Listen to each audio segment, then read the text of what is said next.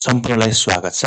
आज हामी राष्ट्रिय युवा परिषद जुन नेसनल युथ काउन्सिलले विभिन्न सिपमूलक तालिमहरूको चाहिँ निशुल्क रूपमा चाहिँ लिनको लागि रोजगारमूलक सिपमूलक तालिम चाहिँ निशुल्क रूपमा लिनको लागि जुन आवेदन खुलाएको छ, सो आवेदनको चाहिँ अनलाइन आवेदन कसरी दिने, हामी सो सम्बन्धी सम्पूर्ण जानकारी तपाईहरुलाई लिएर आएका छौं। यहाँ विभिन्न तालिमहरू plumber, tailor, assistant beautician, building electrician, barista, cook, सिकर्मी, ग्रामीण पशु स्वास्थ्य कार्यकर्ता, motorcycle service mechanical, building painter, barber, Montessori, baker जस्ता विभिन्न तालिमहरू चाहिँ 390 घण्टाको तालिम चाहिँ तपाईहरुको लागि चाहिँ निशुल्क रूपमा लिएर आएको छ।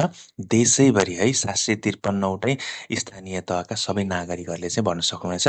सुरुमा तपाईहरु form.nyc.gov.np भनेर खोलाउनु पर्यो है। form.nyc.gov.np अथवा तपाईहरुलाई सजिलोका लागि चाहिँ examsanjal.com मा गएर पनि तपाईहरुले यसको भर्ने लिंक तरिकाहरू चाहिँ तपाईहरुले पाउनुहुनेछ।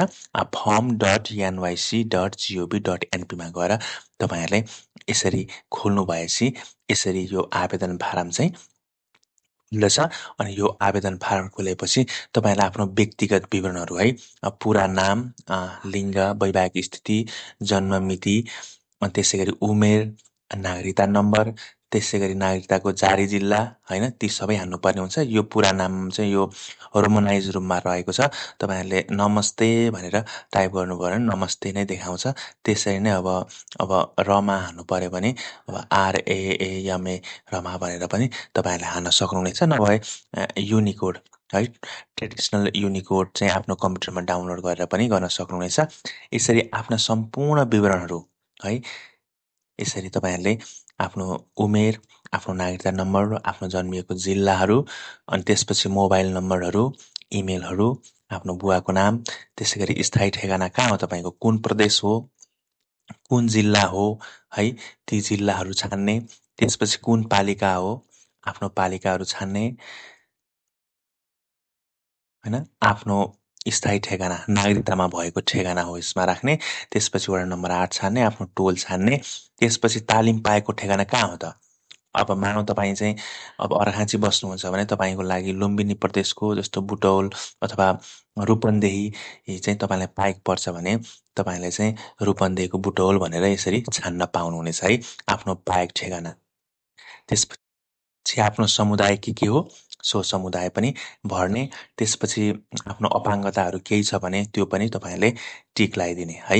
यसरी टिक लाउने होस्। अनि तपाईको तालिमको क्षेत्र कुन तालिम सिक्ने त है, 13 वटा तालिम मध्ये तपाईहरुले कुन तालिम सिक्ने, प्लम्बर, टेलर हो कि, बरिस्टा हो कि, कुक, कमिज हो कि, सामुदायिक पशु हो कि, बिल्डिङ पेन्टर हो कि, बार्बर हो कि, बेकर हो कि है, यो तपाईहरुलाई जुन सिक्न मन लागेको छ त्यो तपाईहरुले यसरी छान्नु पर्ने हुन्छ। जस्तो बिल्डिङ पेन्टर जस्तो बरिस्टा छानियो हैन, स्वरोजगार हैन, आफै रोजगार हुनको लागि भनेर छानियो।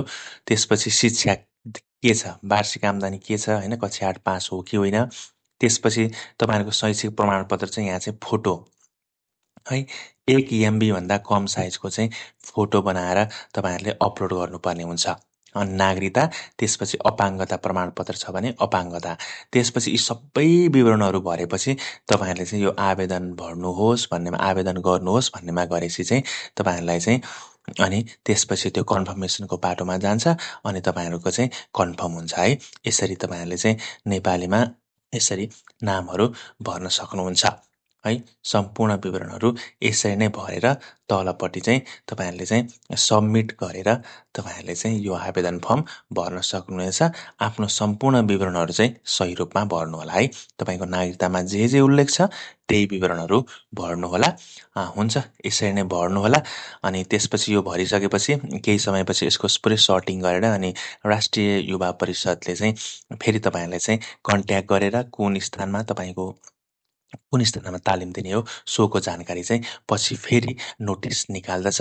यो अहिले मङ्सिर 21 सम्म भर्ने रहेको छ है। यो आवेदन तपाईहरुले भर्नु होला। साथीभाइ माझहरू पनि तपाईहरुले शेयर गर्नु होला। सबैको जानकारीको लागि है। हस्त, धन्यवाद।